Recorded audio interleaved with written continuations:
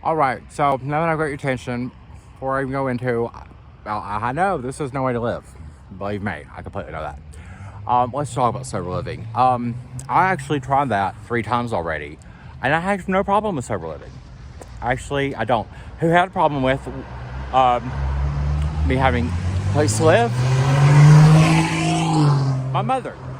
If you remember, in fall of 2022, I was homeless and still homeless today, every single of those days, because I won't sacrifice my integrity for somebody who has none, which is what my father did when he went to January 6th. Back to sober living. So I actually was in a sober living facility.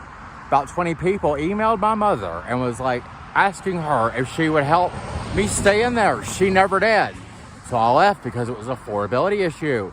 There were 2 other times that I tried to get into sober living. It has always been an affordability issue. That's it. Every time I've been anywhere like that, I have been 100% compliant.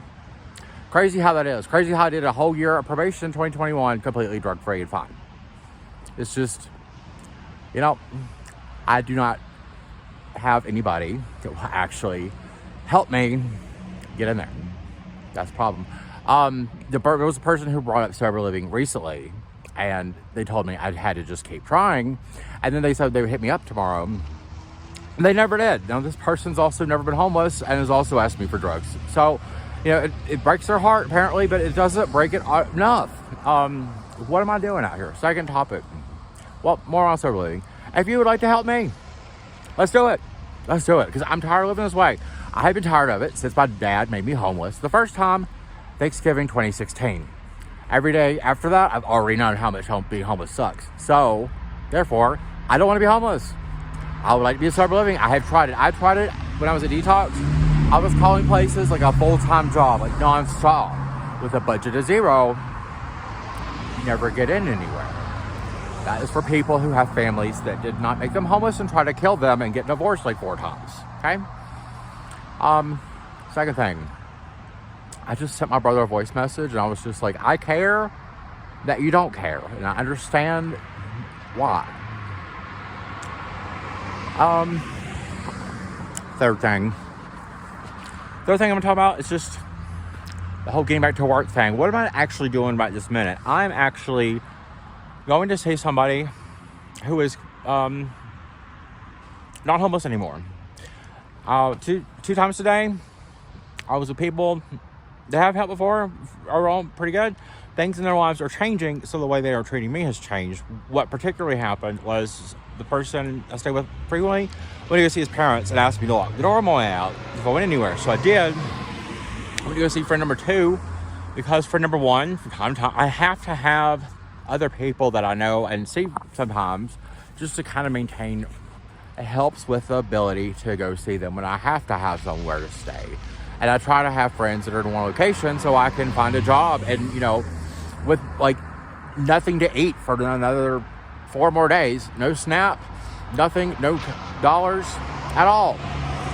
I'm out finding another place to be in the winter, my third one homeless, because friend number 1,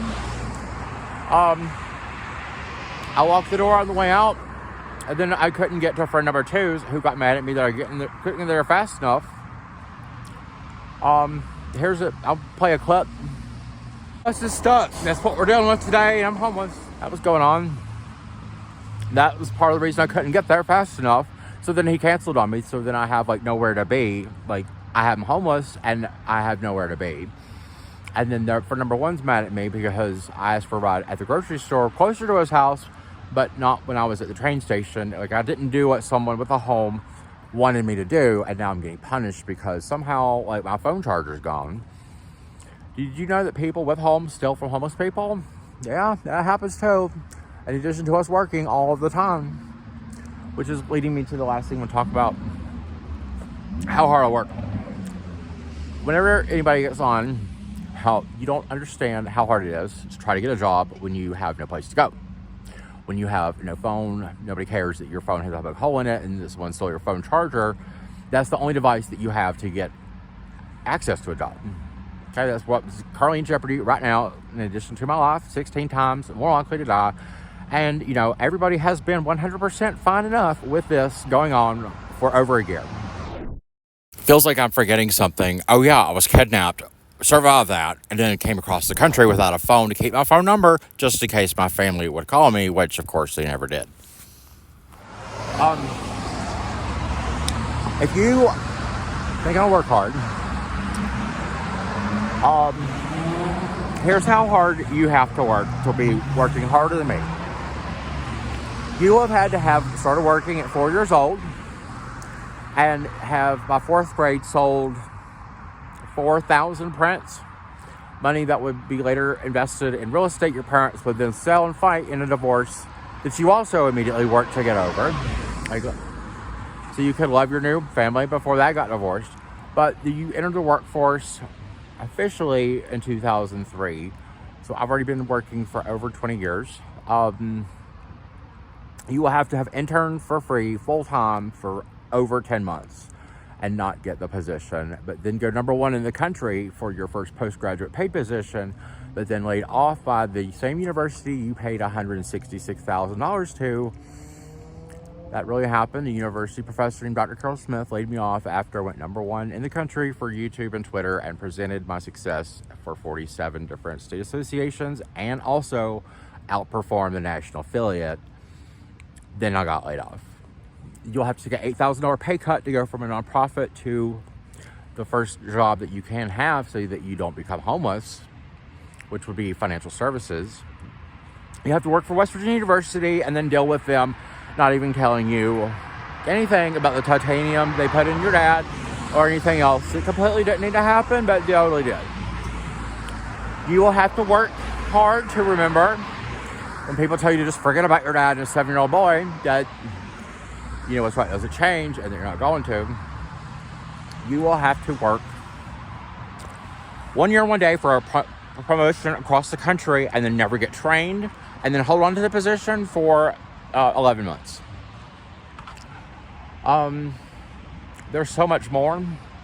I don't need to hear it. It doesn't flinch me. It doesn't help me. Okay. I'm helping myself. I had to relocate anyway because some of the home is stealing stuff from me. And, you know, it's just being... All I was trying to do was go see someone else. And then I was locked out.